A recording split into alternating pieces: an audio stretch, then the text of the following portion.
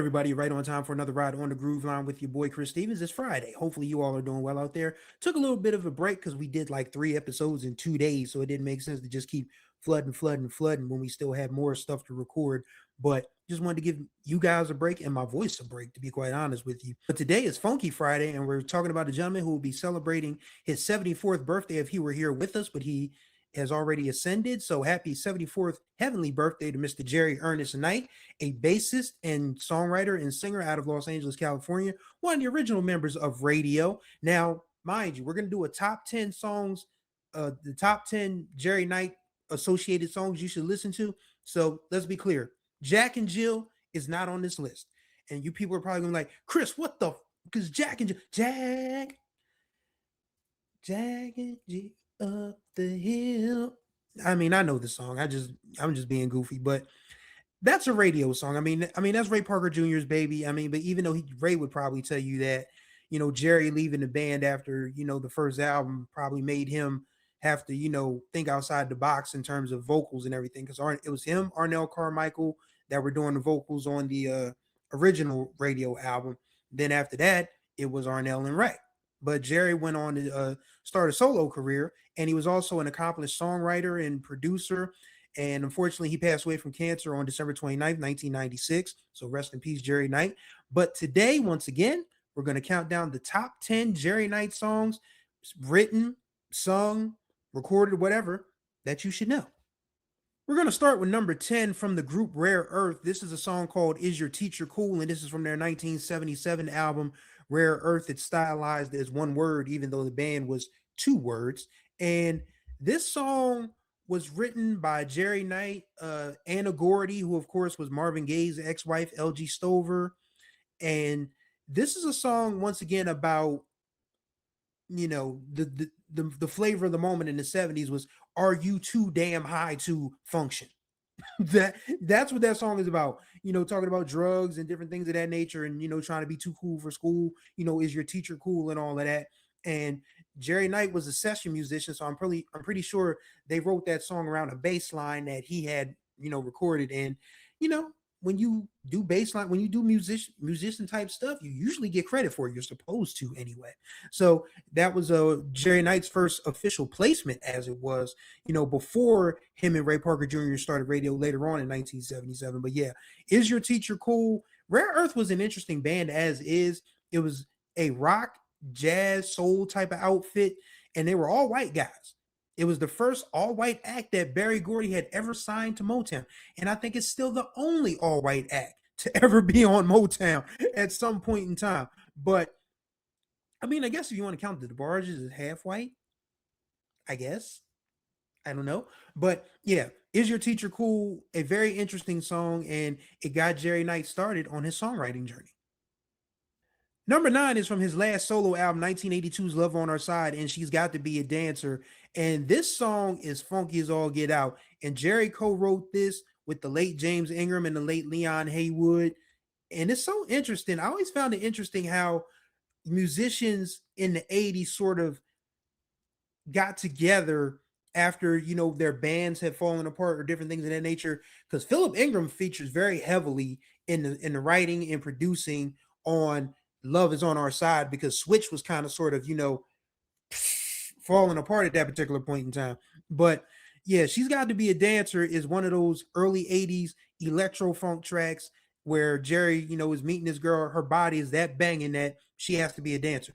Because women who used to dance back in, women who dance now are rather athletic. But women back in this, I always say, the guys back in the 70s and 80s, man, y'all had y'all pick. Because there were some fine women back in the day, bro. And just like on a random walk down the street. And that's not to say the women of today aren't. But as someone who, I'm 44, so I'm not that old. But every time I look at a throwback picture from, like my sister is, my older sister's 58. She'll post pictures of her friends when they were, in their early 20s. And I knew them, and I was like, damn, I forgot, they used to look good. And then, you'll find every once in a while that, some older ladies will post some pictures of themselves from the 70s. And it's like, doggone. Black women been fine forever, bro. But yeah, she's got to be a dancer, a tribute to one of those women, because if women, you dancing, that's rather athletic, exercising, cardiovascular endeavor. So, if your body is that banging, you got to be a dancer, and that's what that song is about. Next up on the countdown at number 8 is Joyride from his solo debut, self-titled in 1980. And it's not the legend song on this album, but I think it might be the most underrated Jerry Knight song as a whole, because it's one of those songs of the early 80s where you get that sort of mix of live instrumentation and, synthesizers and drum machines and all of that. Like most of this is live instrumentation, but you can tell that a lot of the musicians were starting to figure out what was going to be next after the quote unquote death of disco. And Joyride is just one of those songs. I mean, it's a song about, take a joyride on the ride of life. Like enjoy yourself. Like, you don't have to wait for red lights. You got the green light. Go enjoy life. It's a great song. Now, this one I've talked about before on the Whispers Countdown, but I keep coming back to this one. Tonight, Jerry wrote this for their 1983 album, Love for Love, and it's funky as hell. Like, just, when you lead off an album called Love for Love with a song that absolutely gets people moving, like, there's this nice little bass part, boom, boom, boom, boom, and the drums go, dum, dum, dum, dum, dum, dum. Like, you could just see people with the lights, flash and everything, just pop locking and and robot and all of that stuff. Like, and it's a great vocal performance from Scotty, by the way. Now we have a date. I can hardly wait. And Jerry Knight wrote that for the Whispers, and that's how you know that as a musician your talent is strong, because he never released a solo album after Love Is on Our Side in 82. He transitioned to being just chiefly a songwriter and a producer, even though we'll talk about his duo thing in a minute. But that's when you're one of the top musicians in LA, when your people are asking you to write songs for them. And he wrote another song that probably hopefully still has his family living good to this day. We'll talk more about that in a minute. Now, this is when he and Ollie Brown, who of course worked closely with Ray Parker Jr. and Stevie Wonder, they decided to call themselves Ollie and Jerry. They did the duo thing for a while, and they had the title track from the Breaking 2 Electric Boogaloo soundtrack, and that came out in 1984. And that was a fun record, even though it just felt kind of out of place, because the lyrical content was about, well, I mean, if you watch the movie, I mean, it's really not that far out of place. I apologize. But, I mean, it just tells, I mean, this is literally Jerry showcasing his vocal chops. This is less about the songwriting and the production than it is about the fact that Jerry Knight could actually sing. And that's probably why people are going to be upset that Jack and Jill isn't on this one, because Jerry goes, he snuck down, he snuck down, he snuck down. Him and Arnell Carmichael have a really nice, back and forth thing on Jack and Jill. Like that song, I mean, it's not on this countdown, but Jack and Jill by Ray Parker Jr. Radio, that's how you start a new act. You let everybody know that this is what we are. We are a band full of musicians. We play instruments, we sing, and we write some damn good stuff. We took a nursery rhyme and made it about people fooling around on each other. So yeah, Jack and Jill was a great song. But yeah, Electric Boogaloo, it's mid 80s. It's electro. It's where we're starting to segue from electro into the founding stages of New Jack Swing and all of that. So yeah, cool song, but I don't think it, I mean, it's fair to put it up this high on the countdown because, Jerry Knight, he was a dude who stayed in demand for most of the 80s, and that was no easy feat. Number 5 comes from his second solo album, 1981's Perfect Fit. This is the title track. And this is another one of those songs about, meeting a woman and that she literally is everything you would want and need and ask for. Like, she's the perfect fit. And it's mid-tempo. It doesn't veer too high tempo, but it's high tempo enough, to get you, get your little two-step on, your little finger snap or whatever.